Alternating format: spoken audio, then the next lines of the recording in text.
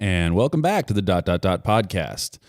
Today we have one of my very best friends from my entire life, Mr. Phillip Burmood. Phillip and I used to play in a band called Cory back in the early 2000s. Phillip was one of my first friends I made when I moved to Missouri. Just a great human being, just a great guy, super funny, but also really connected and grounded with his emotional side.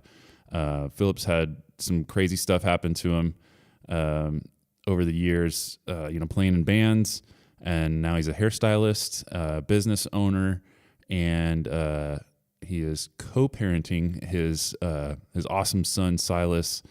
And we kind of reminisce over some of the old times together, and we also see where he's going in the future. And I'm just super stoked to have the opportunity to sit down and talk with him and catch up with him. So without further ado, Phillip Burmood.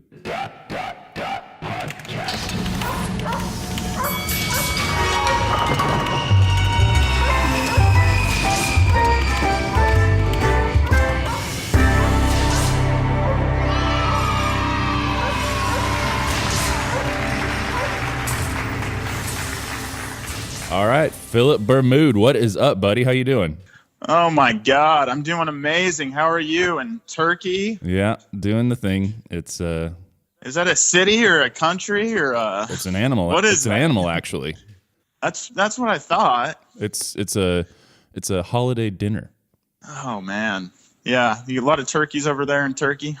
Actually, I haven't seen one. Not a single one. Not a single turkey. There's a bunch of cheetahs and snakes and. No, they eat a bunch of lamb over here. Oh, lamb chops. Which I think, yeah. Isn't a lamb? Isn't that the same thing as a goat?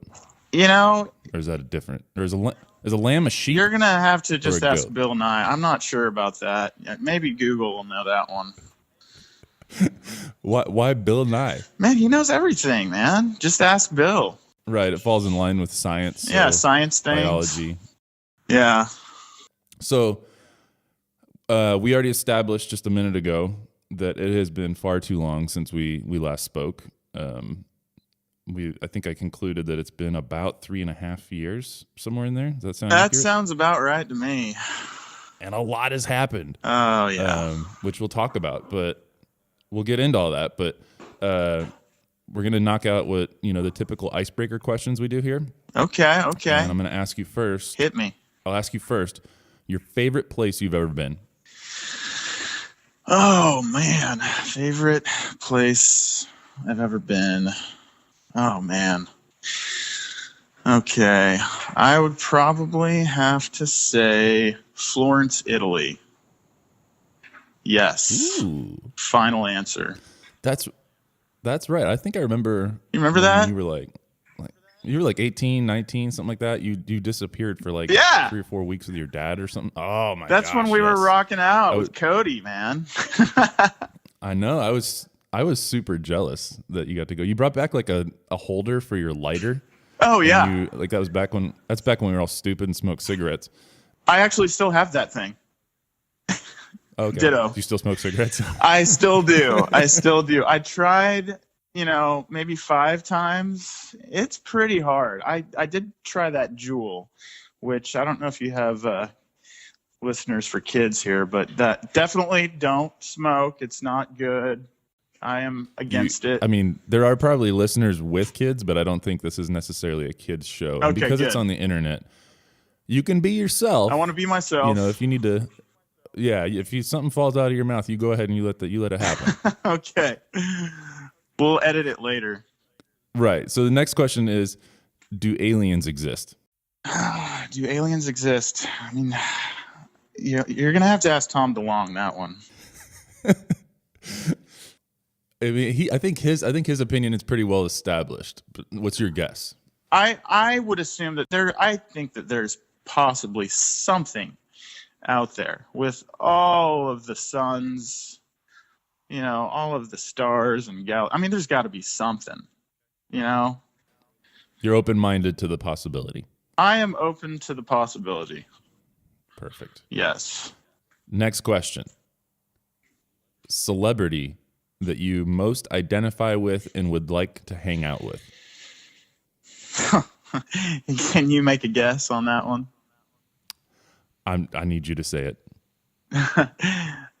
Jim Carrey. Which just kills me.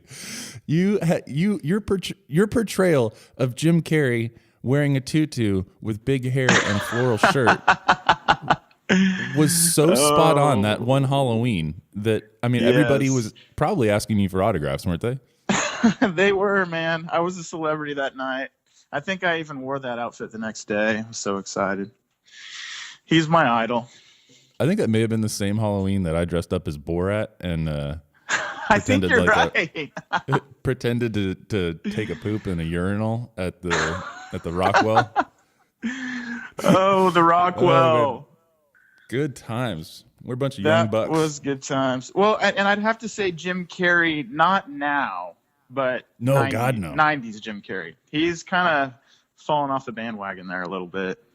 Right. I mean, he's what's the saying? He's nutty as squirrel shit now. Oh yeah. He just doesn't know what to do with himself. Oh yeah. All right, so last binge I kind of just gave that one away. Last icebreaker question is, what is the best binge watch of your life? Okay.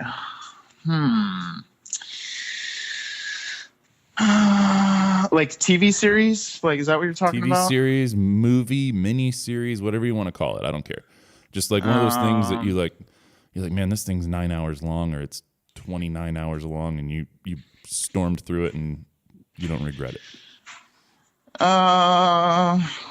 Well, I'd say probably Dexter. Okay. That's so far that's a popular answer on this show with other people that we've interviewed. Is it really? Fun fact, you're not the first drummer from Springfield to be on this podcast. You, in fact, are the second. And shit. Well, hey, we had a coordination and a time. That makes me feel not so special. No. You were one of the first to. Don't go getting all soft on me right now.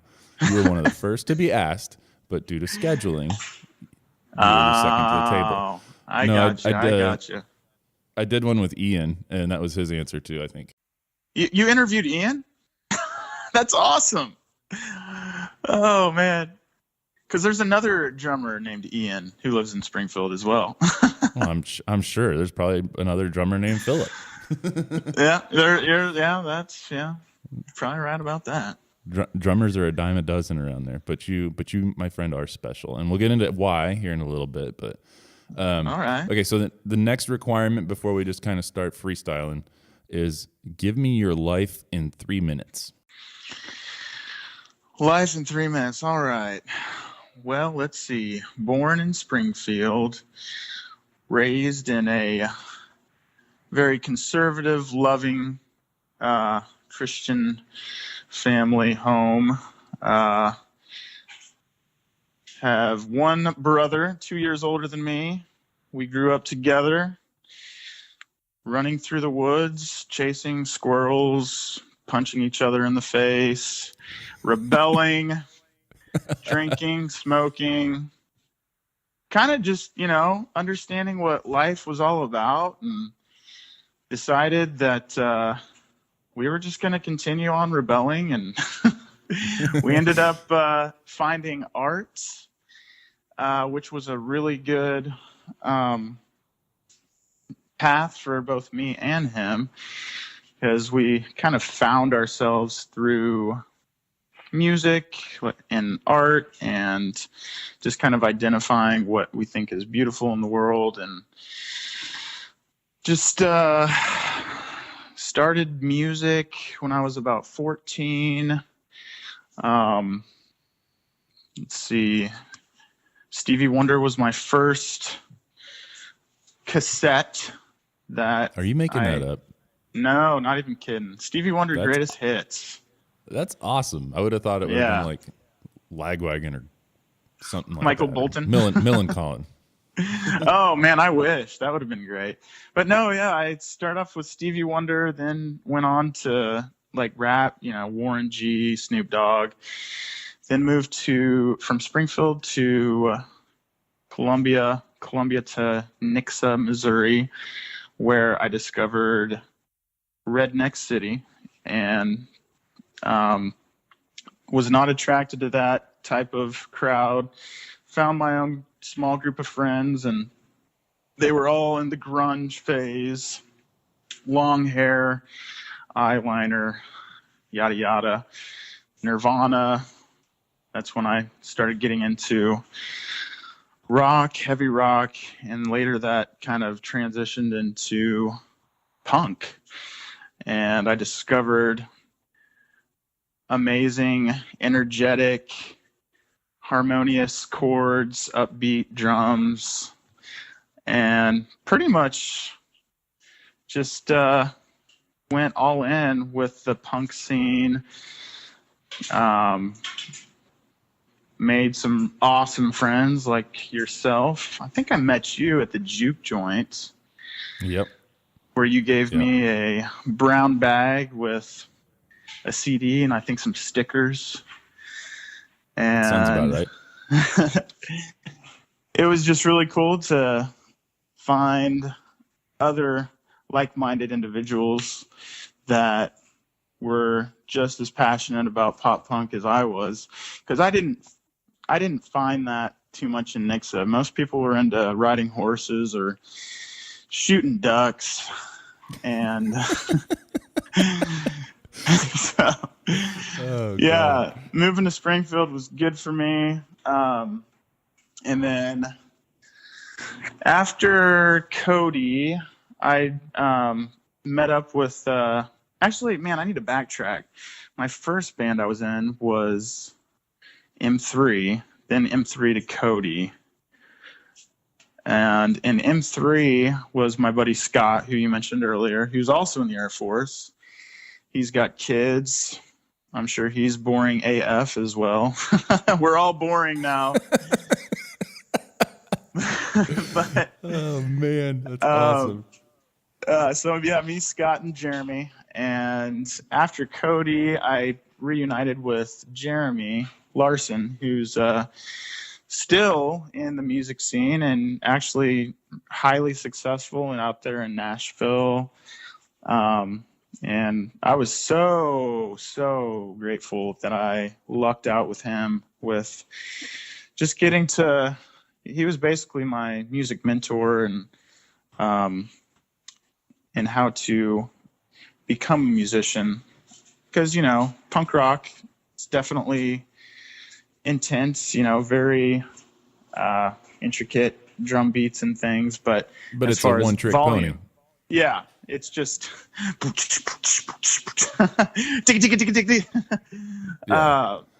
really heavy, loud, and that's when I later discovered that there's more to drumming than just hitting the drums hard. So focusing on dynamics and listening to actual, you know, other instruments on stage as well as not just the bass guitar. Right. And from Jeremy, I was so in love with his music. I was ready to, you know, at the drop of a hat, just go follow his lead. I was hoping that he was going to want to tour and, you know, continue on with Jeremy Larson Band. But he decided he wanted to basically just write and record and produce, which is totally cool. But I had to make my own plans and, you know, fend for myself. So that's when I discovered cosmetology school. And I've always been attracted to, you know, personalities and people and, you know, different, like, unique type of work environments. I just could not bear the thought of working in a cubicle the rest of my life, playing on a computer, dying for that lunch break. Tell me about it, man. It's rough. It's torture, man. I mean, it's killing me. And it's, you know, there's pros and cons to every decision that you make. And I just felt, called to get out there in the beauty industry, and I'm so thankful that I did, because I've met so many amazing people. Let's see. As soon as I graduated from the beauty school, I got an amazing opportunity working for the best stylist in Springfield. She's very highly successful.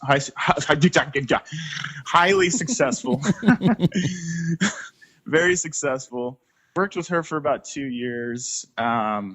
Still a mentor to me, but I got an opportunity to open a salon. I had no experience with business. I mean, I went to OTC for half a year. Slept That's through good most enough, right? Yeah. Slept through most of the classes. But yeah, it was a risk. And I mean, I was taking pretty calculated, conservative decisions with, going to school and things, but I wanted to try this kind of entrepreneur lifestyle and see, just, at least make one huge risk in life. And that was to open as if riding around in vans at all hours of the night, playing in bands wasn't risky enough. But just one more, put a little cherry on top of the cake. This was more of a, I guess you could say, a financial risk with right. Becoming, bankrupt. I was like, it's a possibility, but I just really wanted to push through and just see what happened. And thankfully enough, 12 years later, here we are, and we're still rocking and rolling. It's unbelievable. Yeah, man, I'm just blown away with everything. 2018 was a pretty harsh year for me. I don't know if you knew this. I had a serious snowboarding accident. I did, and I was gonna bring that up a little bit. Yeah, it was just 13. Let me see. Hold on. 6 ribs, 5 vertebrae, and 1 pinky. So yeah, 12 broken bones. I kind of found myself after that accident. Kind of had to reassess my life. I was going through a pretty difficult time. I had been married for about almost 7 years, and the lady I was with, I don't know if I should say names, but I don't want to alienate anybody. But anyway, she's a great gal. No, you're good. Just we're just black and white, just not really finding each other. So I kind of decided to change my life dramatically. I've got a 3-year-old, and so there was a few months there where I was just completely felt alone, in the dark, just like, what the fuck are you doing, Phil? What are you doing? But that's another hard part of life, is making difficult decisions like that. But I just I was starting to feel kind of trapped, and kind of feeling like I just needed to find myself and find someone that truly wanted to understand me and accept me and love me for who I am. And right. So, I mean, that's what everybody wants. And I'm thankful that you were able to take the time out to be honest with yourself with that. A lot of people don't, unfortunately, which is super sad. I know a handful of people that are just like, how's life? And they're like, miserable, like they just like, wow, that, you only get to do it once, right?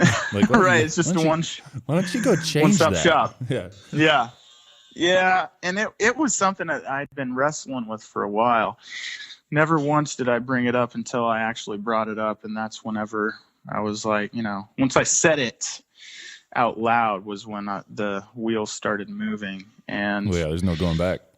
No going back. And, I'm so thankful to have her as Silas's mother. She is an amazing person, very successful, great head on her shoulders. just couldn't find that, love language. You know what I'm saying? It really sucks to hear it, but it's awesome to hear that, like, that you didn't make a decision, based on, like, I'm angry and, I'm going to make a rash decision. It sounds like it was very calculated.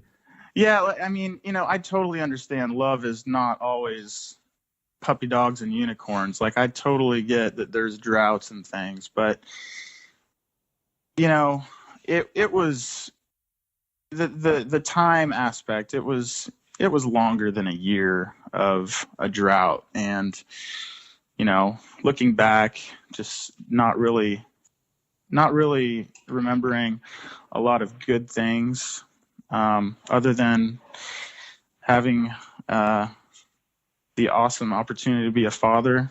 Like, we got to do that together, and that was great. And she's so thankful and happy for that too, as well as I am. But yeah, I want Silas to really grow up and understand what true love is all about, what passion is all about. And I just felt like I was falling into a corner where I just couldn't be myself. And it was just pay the bills, pay your taxes, take Silas to school, go to the grocery store. That must have been kind of exhausting for you, because especially with your line of work, you can't really, I'm trying to think of the way to say it. So, like, the beauty industry isn't, hi, I'm having a bad day, sit down and I'll work, Matt. You have to be very interpersonal with people. And, so I can only imagine that was difficult to put on that face, Exactly. Like, I felt like I was getting more connection through my clients just with our conversations than I was at home. And that's just not how you want to live life. You want to go home to where you can recharge. You don't want to go to work where you can recharge. It'd be nice if you could recharge at both places, which I am now, thankfully. Right. But, and I wanted her to also be happy. I can be a dipshit. You've got your moments. I got some moments, man. Oh, okay. Well, man. We'll get back to some of the good stuff, because I love talking about that stuff. But I do want to address a couple, like, funny historical moments. And usually what I do when I do these episodes is I sit down, I kind of chart out a little bit of a path, just so that my biggest fear is just being like 13 minutes into it and then be like, well, that's about all I got to say about that. So, I kind of mapped out a little bit, and I realized in thinking back about my friendship with you that you truly are the king of the one-liners. If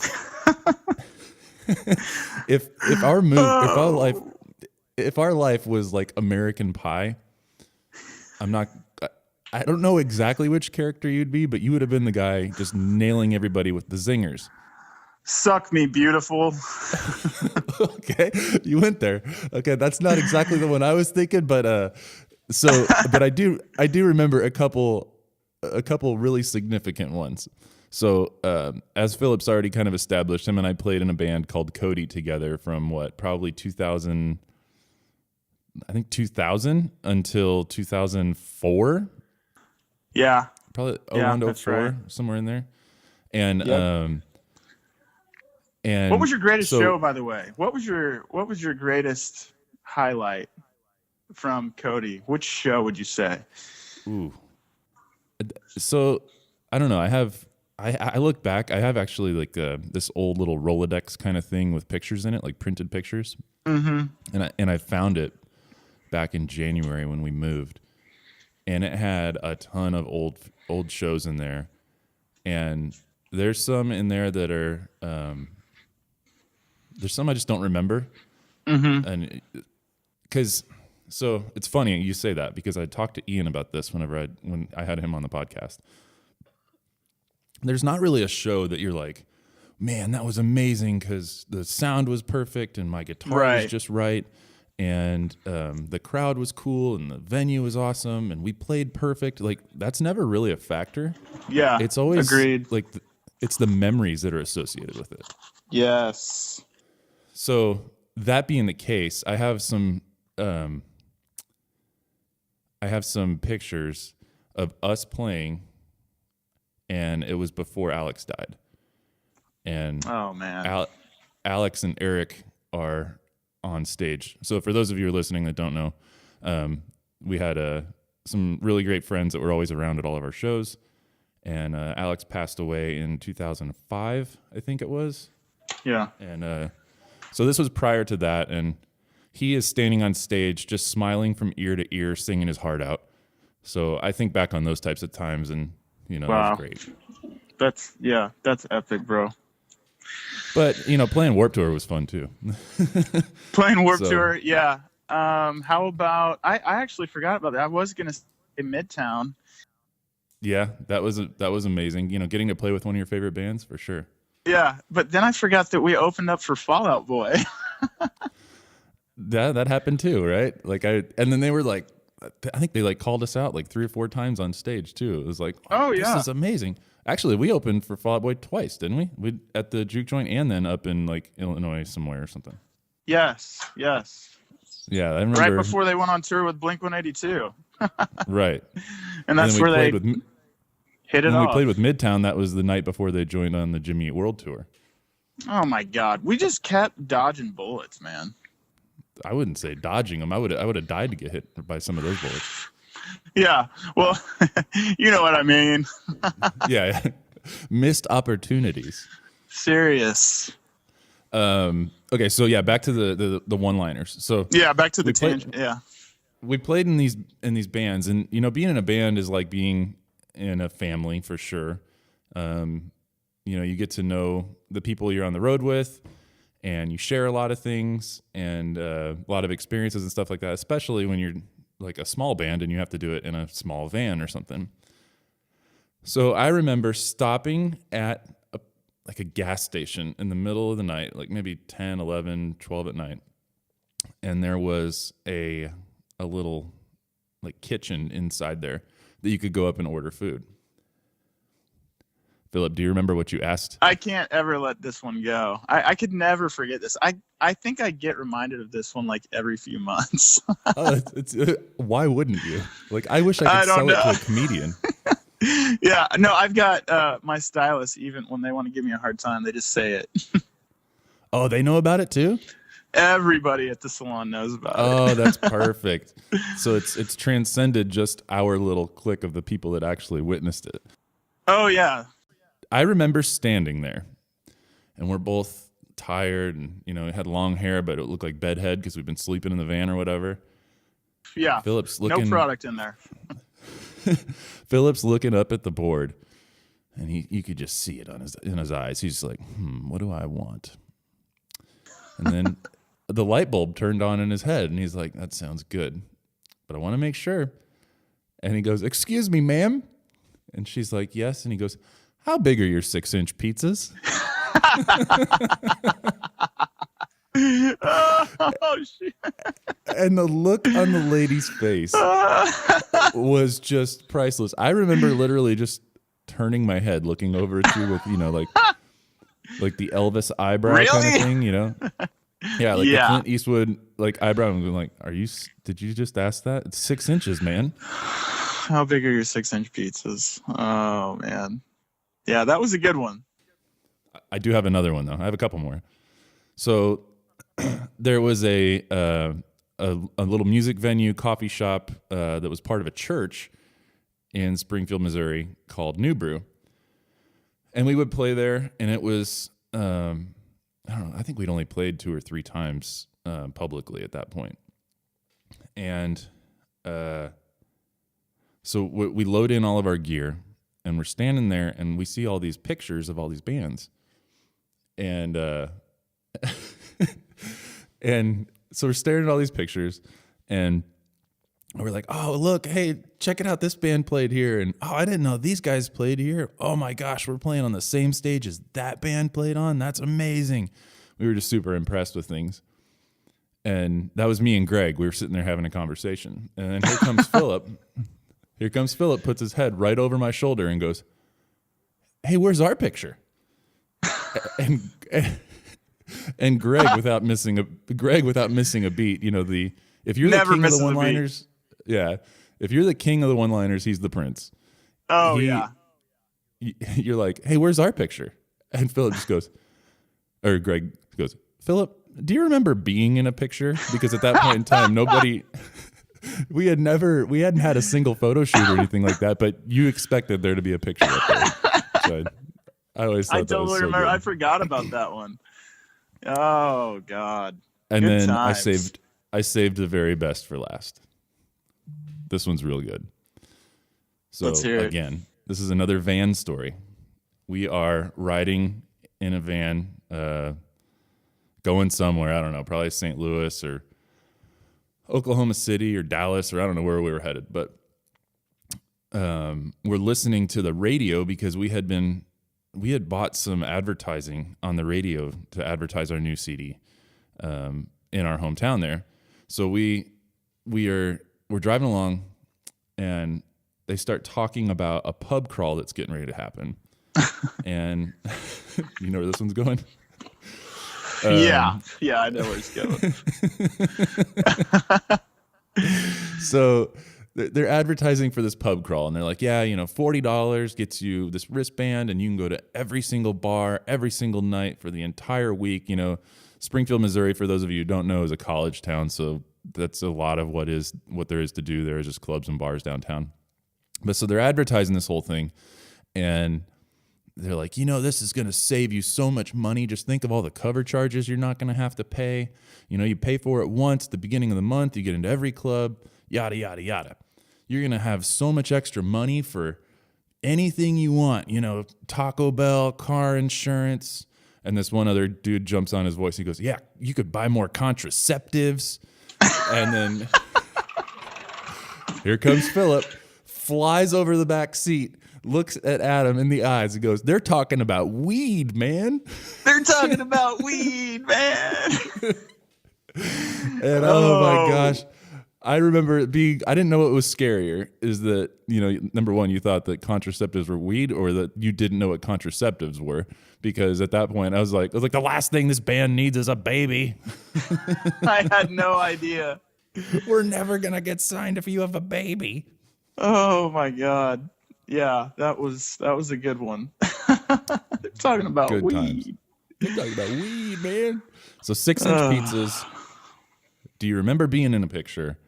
And they're talking about weed, man. Like, and it's so funny to think back on those things, because you really are, you're multifaceted. You're the guy that I can sit around and have a deep conversation with about life and philosophy and all that kind of stuff. But you're also lighthearted, and you know how to flip script, which I'd like to thank you for that, because you're just, some people are just, you know, they're a little monotone. And whenever, you know, you're like, is there no more depth to you than just that? And you're not one of those people. So Well, thanks, man. I think a lot of that is because you really are a people person. Yeah. I like people. I like people. I like people, man. So, I mean, you, for the longest time, do you remember what your original nickname was back in the day? Oh, man, I had several. Specifically when you worked at the mall. It's not coming to me. What do you got? Huh? You were PacSun Phil. PacSun Phil.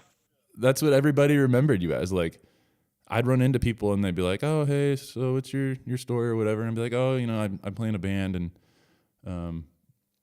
like, I work oh, at what band?" And I'm like, they're like, "What band?" And I'm like, "Oh, we're called Cody." They're like, "Oh, that's PacSun Phil's band." And it's because you couldn't walk into the Battlefield Mall in Springfield, Missouri, without seeing Philip standing there, just high-fiving everybody, smiling at everybody, just having the best time. You were the single best piece of marketing for our band, hands down, because you were always in a good mood. And then you had me, and I was kind of like the grumpy, jaded guy, because at that time I was in a horrible relationship, and you know, I was just a grump. But yeah, you were the single best, like, and you were doing it you were multifaceted with it. You were promoting your band, but you were probably also on record for sales at PacSun. Is that's safe to say? Yeah. I sold a lot of shit, man. I sold a lot of shit with my one-liners. So do you have any one-liners that worked there particularly well that we can add to the catalog? Well, I mean, we developed a fun game at the mall. What was it called? Would You Rather, I think. Oh gosh. I remember playing that in the van too. Yeah. The worst things to come out of a human being's mouth. or it's in between. So me and my buddy Ryan, who actually is an awesome tattoo artist at Kaleidoscope, Ryan McCurder, he was my manager at the time, and we would just stand up at the front door and just scope out the field. You know, it was a time where we were figuring out women and how to find those ladies, right. And just would goof off, and we'd see some interesting looking people and be like, all right, it's in between this fellow here or this lady here. Oh gosh. We did a lot of bad things at PacSun. You're on the prowl at the meat market. Yeah. Yeah, man. And they were paying me well, so $7 an hour. Yeah, I mean, that's big time right there. You know, you got to be careful. It was a good job for you because they were pretty lenient with you being, being gone and everything, with as much as we were trying to be out of town and on the road. Dude, yeah. PacSun was everything to me. Like, that's where I kind of found myself and like truly understood that I could actually be myself, be happy-go-lucky, and not really have to like worry about if I was going to get fired. Like, they were just super inclusive and accepting and loving. And I mean, my first job was Burger King, and then I moved to PacSun. From PacSun, that's when I went to beauty school. Yeah, you worked there forever. Yeah, I mean, I developed a lot of awesome relationships and met some really cool, interesting people. And you know, I definitely look back and super thankful that I made the switch from the Burger King. So those are your two jobs, and then you went to beauty school, and like you said, you opened your own salon. So you worked under your mentor for a little while, gave you the confidence. That's what I'm really curious about right now. So how did you get the guts, the idea, the capital to open a business, not knowing anything about business? Like you said, you were a great people person. You were technically proficient in what you were doing, but the place to fail is in trying to run a business. So what was that like? What all did you have to do? And we'll start there. What all did you have to do to get off the ground? Well, a lot of it is just really having to. Here's a one-liner for you: fake it till you make it. Yeah. Okay. Highly successful salon owner Robert Cromeans. Fake it till you make it was kind of what I lived by at the time. Didn't really know what I was getting into. It's kind of like, you know, how do you eat an elephant one bite at a time? So I just kind of there's another one, right? I've never heard that one. No. Yeah. Oh wow. But now it's in my tool belt. Sorry, there but go ahead. Yeah, save that for later. But you know, just I always came off strong, positive, you know, like super confident. But reality was I was super insecure, super doubtful, you know, very unsure. It was a time where social media was, you know, getting really popular, and I was discovering that there's a lot of really talented artists and things, and you know, just really confidence is a huge part of becoming successful, in my opinion, because you know, if you're not confident, if you're not believing in yourself, if you're not passionate about what you do, like, it's just going to be a lot trickier, because if you're in that bad headspace, you know, you're not going to fulfill your dreams. And it's, you know, once you kind of ride with that, you know, fake it till you make it line with like believing in yourself and confidence, like everything will come together. It's kind of like love wins, you know, like if you love something, you're going to learn more about the details and the specifics and, you know, like, yeah, follow your passions, right? Yeah. Like I never thought that I could be a successful hairstylist, let alone a salon owner. So now, I mean, I'm super thankful with all the skills that I've acquired because, I mean, I could technically work at a CPA firm and be a fucking accountant. You know? Right, yeah. That's the complexities of business right there is a lot of people get themselves in trouble just with like the tax side of things. You know, that's one of the things they say is like, what's the thing about like people that win the lotto? Like almost all of them go bankrupt because they don't know. They don't know how to manage that money and in tax shelters and things like that. And then next thing you know, they have to pay it all out in taxes. Exactly. It's definitely a huge challenge for everybody. So where did you learn some of those sides of the business? Was it trial by error? Did you fail or what? Man, we started off with an accountant that at the time I had no idea like about experienced accountants or anything. And we had a pretty good one, but you know, she was not really involved as much or as passionate. And just like I mentioned earlier, you got to be around people that are passionate, that believe in themselves, that want to help, that are generous. And I've got this amazing woman in my life, and she's my mentor with a lot of things, not just bookkeeping, but she's definitely been with me through thick and thin. And like, I can call her right now and she'll pick up the phone if I have a question about taxes. So definitely if you're going to start a business, I highly recommend, you know, it's people. You got to find the right people.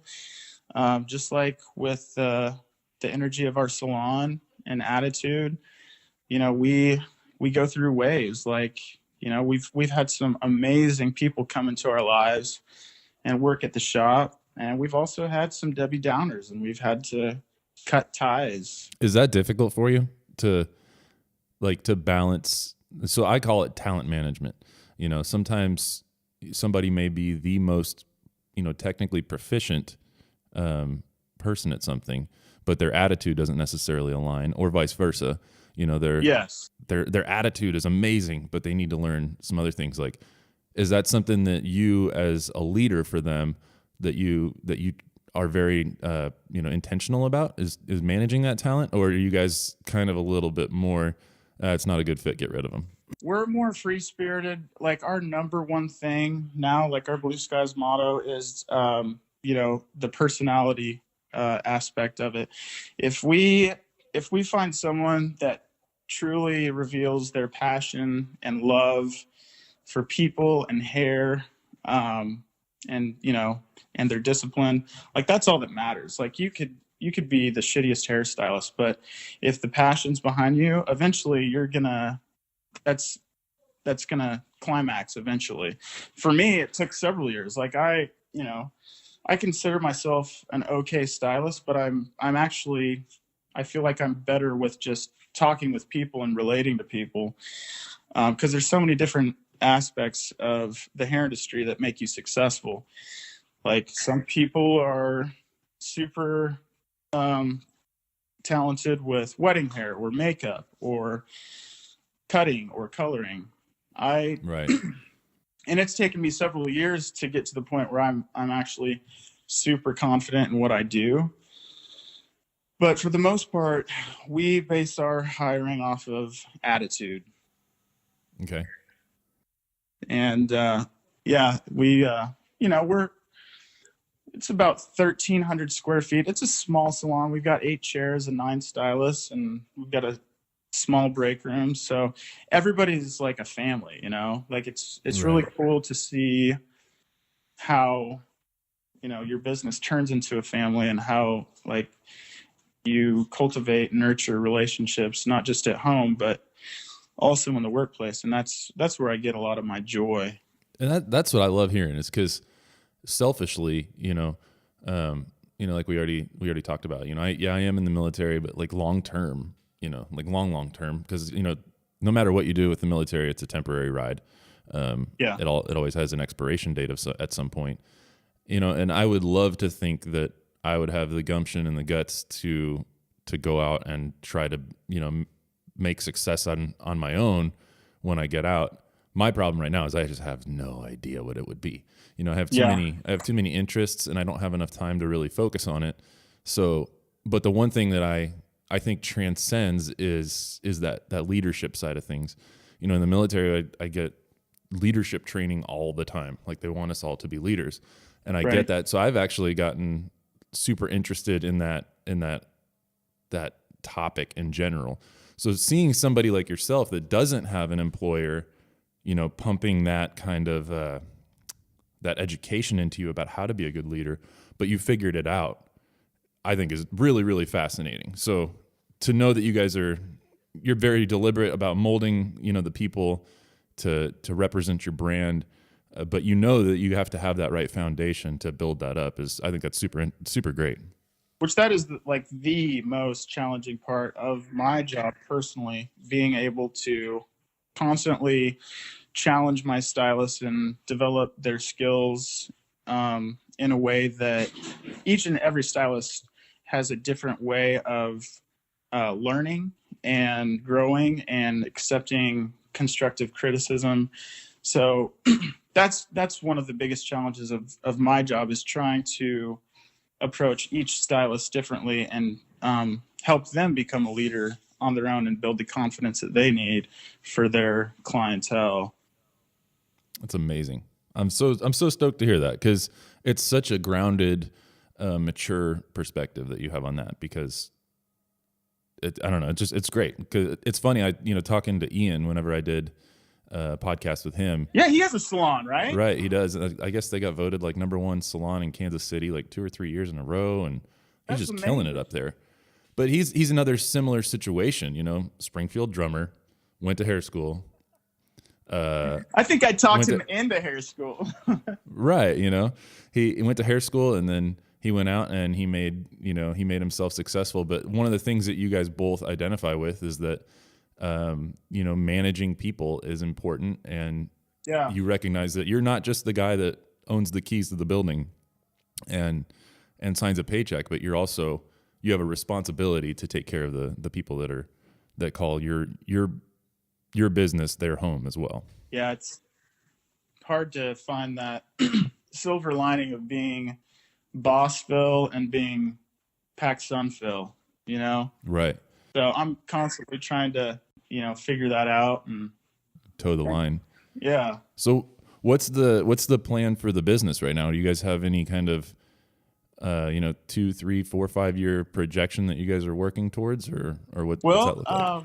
Yeah, we're just our salon is really all about the stylist and making sure that the stylist is not getting burnt out, is enjoying life. So we're all about vacation time, taking off. If you need to go be with your family, go be with your family. While at the same time, the numbers are important, because that's what gives us the opportunity to be with our family. You still got to make money. Right. But right now we just signed a 3-year lease with the new owner of our building. I don't know if you sold this, but if I told you this, but Randy Bacon sold the Monarch. So do real quick, just for those that aren't in the area, explain the environment around your salon. Oh man, it's absolutely incredible. That's basically the reason why I opened the salon, because Randy had just this amazing opportunity. He purchased this historic building. It's 100 years old, was an old machinery factory. He had this idea and concept to create a place where artists can go and create art and bring bands in and just have an awesome community of the cream of the crop of Springfield. And so we've got a photography studio. We've got a graphic design studio in there, which it actually used to be an art gallery studio where artists would actually go and they would rent out little spaces within that room and do their art. But it's now a graphic design place. And we got Blue Skies, which is my shop. Then my really good buddy Brandon Goodwin, he has a video production business right next door to me, and it's called Blend. They're just blowing up with amazing opportunities, doing commercial work for Boulevard Wheat, traveling the world, just shooting. And then we've also got, awesome. We've got a doctor's office in there. That's his main goal is to help people that don't have health insurance. So I don't know if you know this, but there's like a lot of doctors that are kind of breaking away from those big, large companies and wanting to kind of get more in tune with what the people truly need, and instead of what the health insurance companies need. Right. Which is really cool. So yeah, it's just a great community. Everybody's really friendly. We're on the west side of downtown, which 10 years ago, Randy told us that area would be growing. And for those first few years, it was really dark and eerie and quiet. And all of a sudden, it's just kind of blown up with different breweries and restaurants. So I moved away almost 10 years ago now, or right at 10 years. And I remember, that area being a little dodgy. So fun fact, for those listening, this is the same building that Phillip's salon is where I got married, in the art gallery portion of it. That's right. And I remember telling my parents, hey, this is where we're going to get married. And they were like, oh, right. In that part of town, really? And, because it really was. It was just kind of run down, and it was shoddy. Oh, yeah. And it just needed somebody to come in with some fresh ideas. And I'm not even kidding. I went back. So that was 10 years ago, and then I went back. Actually, almost 11 now that happened. But I went back maybe after being gone for 2 or 3 years after joining the Air Force, and I couldn't believe it. They put in this big movie theater, and like you said, there's like bars and restaurants and breweries and townhouses, and it was just a total facelift. So you guys really did get in at just the right moment. So to backtrack though, you said you guys you signed a new lease to stay there for a while, right? Yeah, we're gonna stay there for a few more years, and this new guy, he's a super nice dude, and we're going to kind of weigh our options and see if me and my business partner want to take more risks into expanding. But right now, man, I mean, life is pretty good. I'm able to work solid days and also have solid days with my boy Silas and travel. And so I don't know, man. It would be nice to, it's important as a self-employed person to be thinking about the future, because it's, not everybody can have the awesome benefits of working for the United States of America. Right. No, I could totally see that. Like I would feel like I would always have to have some, what's the next goal down the line? But then the perfect word you used was, the risk. You don't want to say, okay, we need this amount of money to go try to start the next thing, because you've been really fortunate that your first swing at business was successful. There's a culture within the military where you have a bunch of dreamers, right?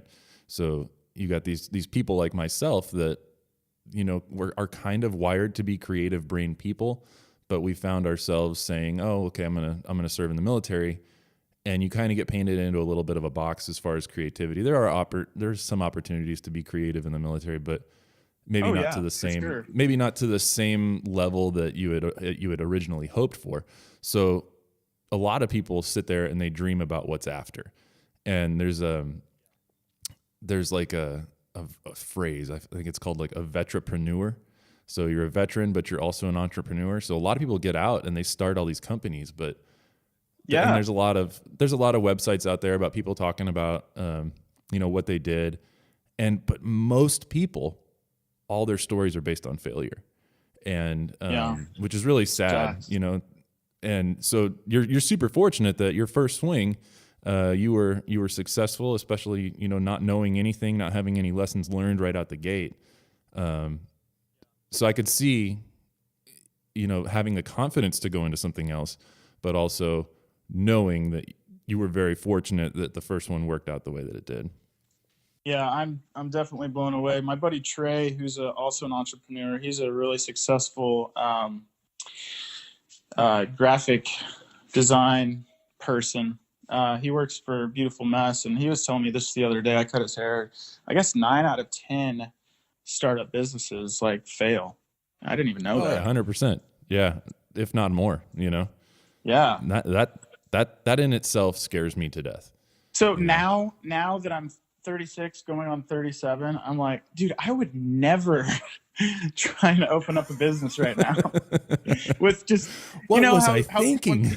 When people get older, they get more scared and watch the news religiously and think that their next door neighbor is gonna murder them. It's now, reality kind of kicks in. You start to see all of the risks and dangers of things. But I'm in the same exact boat, 20-year-old Cory would have been like, oh yeah, whatever. I'm going to buy a $200 pair of jeans because that's what's important when you're trying to be a rock star. I'm not going to pay to have my tags updated on my car, and I'll just drive around on all the back roads. My priorities were totally skewed. And then now, just like you having kids and, having a family, you got to make a little bit more calculated decisions. So, I look at it and I'm like, well, the Air Force, it ain't such a bad gig when you really think about it. Exactly. I got a paycheck, I got health care, I got, so, I totally see that side of things. So, especially with you being, a parent and stuff, which brings me to the next thing. So what, you mentioned obviously that your marriage didn't work out, and but you're at peace with that and everything. So technically speaking, you are, you're filling the role as a single father, but you do, from your ex, you guys still share that, right? Yeah, man, it's super awesome. I feel like we've actually come together more often than not with being co-parents. Basically, just we're not feeling trapped. We both have this unconditional love for this child that we've brought into the universe. And a couple weeks ago, we all went to go see The Lion King, and it was incredible. And she'll come over to my house, I'll go over to her house, and we'll hang out and share a few stories and then get on with our personal lives. So that's amazing.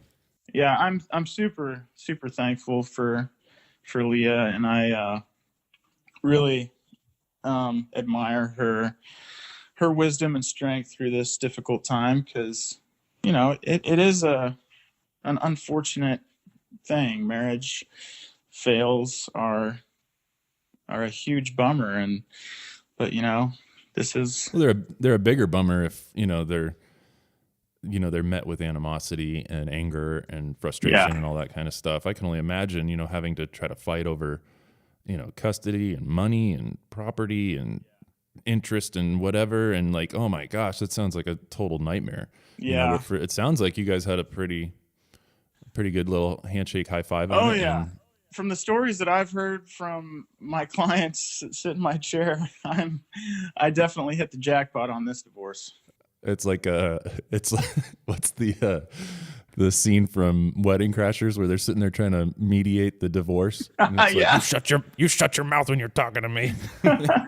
Yeah, it did not go like ended, that. Yeah, that's amazing. I'm super stoked to hear that. Yeah. So what about music now? Are you playing at all? Well, I am currently playing. I did have an awesome time a few years back. I started a 90s cover band with a good friend of mine, Johnny Shelton, started. I don't know Springfield listeners if they're listening, but the mixtapes, and I actually quit. I think about 2 years ago. It was right before Silas was coming into the world, and that's when I was still married and wanting to really hunker down and give it the good college try. So I put music, I put the drums on the side, and recently got asked to play drums for a band that's now called Dear Dolores. Okay. And you might know some of the musicians. Summer Trottier, you know her. I'll be boldly honest. I've never been a name person, but I never forget a face. But also keep in mind, man, I've been gone 10 years. Like Springfield, I go back and it doesn't even feel like the same place to me. Yeah, it's been a while. Yeah, it's been a while.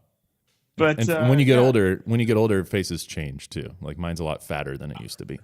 Yeah, I get that. But she wanted to start a band after Dolores from the Cranberries passed away. So we started off as a tribute to their band, the Cranberries. And after our first show, we got really good reaction, and we went on to doing a Lilith Fair tribute, and now we're kind of opening up the doors to different possibilities of different styles, and we're just kind of mixing it up from there. But as far as writing, like I still, I have it on the back burner, but I'm slowly getting to the point where I'm getting my ducks in a row where I can sit down at my house and just write and just play music and, just have fun. No purpose really, just other than, fulfillment of what I enjoy to do. And I think that's like the best part about the age that we've gotten to is, when we were in our 20s, I remember that was everything. Like we were hoping that would turn into our livelihood and it would become our identity. Yeah. And now I just don't care, Right. Like anything I create is just for me. Right. So I don't know if you noticed or if I ever told you anything like that, but the whole time we lived in Japan, I started making videos, like vlog style videos, and posting them on YouTube mainly so family could see it. But next thing I knew, we had like 3,500 people subscribing, and wow, it was like a thing, and I was like, wow, this is crazy. Like, I didn't need it to be a thing, but it was kind of fun to have that validation that somebody enjoyed what I was doing. So it's nice to have no expectations. Right, and that's kind of the same thing with this podcast. Is I just enjoy it because I'm sitting here shooting the breeze with you, catching up with you, and getting smarter on your perspectives and sharing my own. And there's no other agenda behind it. I don't care if I make anything off of it or if it turns into anything, because at the end of the day, I got a job. So I think it's a kind of a comfortable place to be in your life when you can just do something just because it's fun, but not because you expect anything out of it. Yeah, I thought that was super awesome. Whenever I got your message about how you started a podcast, I was like, go Cory, man, get after it. Yeah, it's good times. Because you're really good with people as well, and your leadership. Like, I think this is gonna be a good thing. We might see you on what's his name, Joe Rogan's podcast. Maybe we'll see you up there with those. Probably not. I'm not going to hold my breath. But have you heard Joe Rogan, by the way? Oh yeah. I mean, he wrote the book on it, and it's so funny that you say that, because almost everybody so let me kind of rewind. I didn't know who he was when I started listening to podcasts, and I honestly didn't find him until maybe 3 or 4 weeks ago. And I just kept hearing so many people talk about him. I was like, who's Joe Rogan? Joe Rogan, isn't he the guy that Chappelle was like? He did the skit when they were making fun of Fear Factor when he was the crack addict, and he's like, "Oh, Joe Rogan," And I was like, "Why is that guy? Why is everybody talking about him?" And then I listened to like 1 or 2 of his episodes, and I was like, "Wow, this is really interesting," because he definitely has a natural kind of conversation about it. Right. There seems to be no agenda. The only complaint that I hear some people say is that he goes real long. Like some of his episodes are 3 hours long. So oh yeah, I just listened to one with Neil deGrasse Tyson, and it was like 3 hours long. Yeah. Did you see? You should listen to the one he did with Jake the Snake Roberts. Okay. The wrestler from the 80s. Yeah. No, my brother's nickname was Jake the Snake. I love that wrestler. Dude. Or is he crazy now? Did he turn into a Jim Carrey? No, his story's dark, man. Oh, he had a bad life, and yeah, real bad. Like he was molested as a kid, and oh fuck, turned to drugs and stuff like that throughout his whole life. And he was just he's got a documentary and stuff. Can't recommend it enough. It's super interesting. But yeah, I think the way Joe Rogan does it is super super cool and comfortable. But also, one thing I noticed about podcasts is only people being interviewed are celebrities. It's like, you know their names, so here they are. And I got to thinking about it. I was like, that's BS. Because I would love to do this, but I don't know any celebrities. But I know people that have amazing stories and amazing perspectives, like yourself. So and that's kind of what I'm aiming towards is sharing some of those things. Because some people don't have to. They could care less if you're famous or not. You still put your pants on one leg at a time. So absolutely, that's awesome, man. Well, I'll wrap things up, so I don't want to take up too much more of your time. But thank you for doing this. This has been awesome. It's been great catching up with you. Absolutely. Likewise. This was incredible. Thanks for opening up and just bringing us back a few days.